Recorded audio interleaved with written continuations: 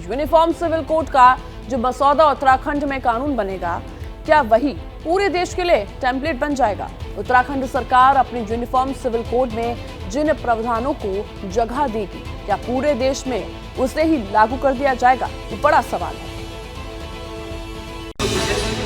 के पीछे है देहरादून में हुई एक मीटिंग जो उत्तराखंड सरकार के एक्सपर्ट पैनल और 22वें लॉ कमीशन के मेंबर्स के बीच हुई। केंद्र की मोदी सरकार जिस यूनिफॉर्म सिविल कोड की बात कर रही है, उसका ड्राफ्ट तैयार करने का जिम्मा 22वें लॉ कमीशन के पास है, जिसने 14 जून को यूनिफॉर्म सिविल कोड के ड्राफ्ट पर आम लोगों से सुझाव मांगे और इसके लिए 30 दिन की डेडलाइन तय कर दी। इसके साथ ही उत्तराखंड वाले यूसीसी ड्राफ्ट को पूरे देश के लिए टेम्पलेट बताया जाने लगा। उत्तराखंड के समान नागरिक संहिता के लगभग फाइनल हो चुके ड्राफ्ट में जिन बातों का जिक्र किया गया, उनमें महिलाओं को बराबरी का अधिकार देने पर खासा जोर दिया गया है। उत्तराधिकार एक बड़ा मसला हमेशा से रहा। उत्तराधिकार में लड़के लड़की की बराबर की हिस्सेदारी होगी। पर्सनल लॉ में लड़के का शेयर ज्यादा है। जब हम बात करते हैं जो पर्सनल लॉज हैं, तो उसमें कई पर्सनल लॉज में ऐसा है कि लड़के को जो शेयर मिलता है, लड़की को उसका आधा मिलता है। लेकिन यहां जिस उत्तराधिकार की बात हो रही, वहां बराबर का शेयर होगा।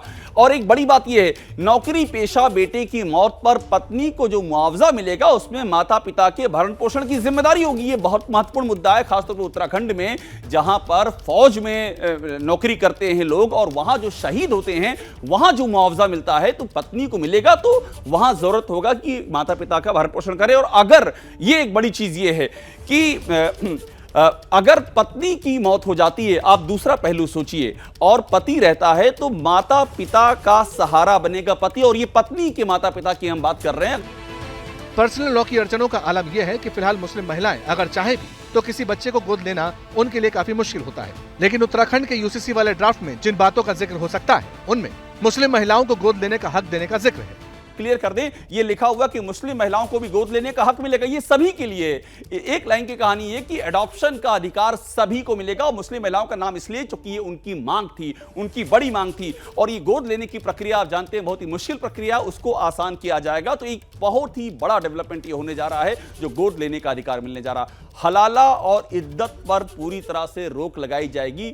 मैं बार बार आपसे कह रहा हूं कि ये जो उत्तराखंड का जो कॉमन सिविल कोड का आप स्वरूप देख रहे हैं, इसमें एक एक बात ऐसी है जो पूरे देश में विमर्श छेड़ेगी। और इसकी भी महिलाओं की, मुस्लिम महिलाओं की ओर से बहुत मुद्दा उठाया गया था और इसको भी शामिल किया गया। और ये सब जो सुझाव आए हैं उनमें से लिए गए हैं। लिव इन रिलेशनशिप का डिक्लेरेशन देना होगा, ये बहुत महत्वपूर्ण मुद्दा है। और इसमें एक चीज मैं आपको और जोड़ दूं कि यह भी तय किया गया है कि लिव इन रिलेशनशिप का जो डिक्लेरेशन ही नहीं होगा, बल्कि माता पिता को भी सूचना जाएगी, उनकी भी जानकारी होगी कि उनके बच्चे लिव इन में रह रहे हैं। अब अनाथ होने की सूरत में, बच्चे के अनाथ होने पर जो गार्जियनशिप की जो प्रक्रिया, और ये बड़ी मुश्किल प्रक्रिया है, जो समझते हैं पर्सनल लॉ को जानते हैं कितना लंबा वक्त लगता है, उसको भी आसान किया जाएगा ताकि गार्जियनशिप में दिक्कत ना आए। पति पत्नी में झगड़ा अगर होता है तो बच्चे की कस्टडी जो ग्रैंड पेरेंट्स हैं, यानी कि दादी बाबा हैं, उनको दी जाएगी। ये आज की जो आधुनिक समाज है उसमें समस्याएं आ रही हैं कि झगड़े होते हैं, उसके बाद बच्चे का क्या हो ये क्लियर नहीं है। ये महत्वपूर्ण चीज है। जनसंख्या नियंत्रण पर भी बात होगी। जैसे ही घड़ी का काटा दोपहर 2:30 पे आए, बबीता जी का दिल सास बहू साजिश के लिए मचल जाए। और ये है इनकी बहू, पूरे दिन ऑफिस की टेंशन हो जाए गॉन जब ये करें अपना फेवरेट शो फ्री टाइम पे ऑन। इनकी तरह आप भी देखें अपना फेवरेट शो अपने टाइम पर और डाउनलोड कीजिए एबीपी लाइव ऐप अपने स्मार्ट टीवी पर।